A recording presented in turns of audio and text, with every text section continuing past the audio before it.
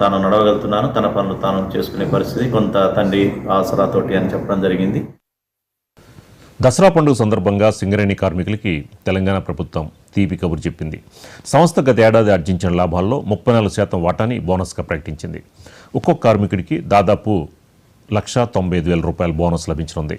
సంస్థ ఆర్జన 6,394 కోట్లు కాగా ఇందులో నుంచి కార్మికులకి 819 కోట్లు పంపిణీ చేయనున్నారు.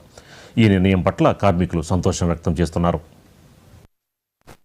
ప్రభుత్వము లాభాల వాడ ఎన్నట్టు చెదిరిస్తున్న కార్మికులకు ఒక శుభవార్త చెప్పడం జరిగినది. దీన్ని 33 నుంచి 34% ప్రకటించడం జరిగినది. కార్మికులు చాలా మంది 30% వస్తుందని చాలా మంది సంతోషించినారు. అయినా కూడా గవర్నమెంట్ ఆచితూచిగా 34% ప్రకటించింది. దానివల్ల కార్మికులు కూడా కొద్దిగా హర్షం వ్యక్తం చేస్తున్నారు. దీన్ని కూడా ఇన్కమ్ ట్యాక్స్ నుంచి మినహాయించి వేరే కట్టికల నుంచి కూడా మినహాయించి కార్మికులకు అధిక మొత్తంలో లాభాలు వచ్చేతాడు చూడాలని యాజమాన్యాన్ని కోరడం జరుగుతుంది. అలానే ప్రభుత్వాన్ని కూడా కోరడం జరుగుతున్నది. రాబోయే కాలం గాంధీ జయంతి రోజు కూడా PHDని కూడా దాన్ని మార్చి 3వ తారీఖు ఇవ్వాలని దాన్ని కార్మికులు కూడా చాలా వరకు కోరడం జరుగుతున్నది. దీన్ని గవర్నమెంట్ కానీ యూనియన్ నాయకులు కానీ కార్మికులు కానీ దీన్ని అధికారంగా ప్రకటించే వరకు పోరాటం చేసి కార్మికులకు దీన్ని గాంధీ జయంతిని 3వ తారీఖు వచ్చే విధంగా చూడాలని మేము కూడా చూస్తున్నాం.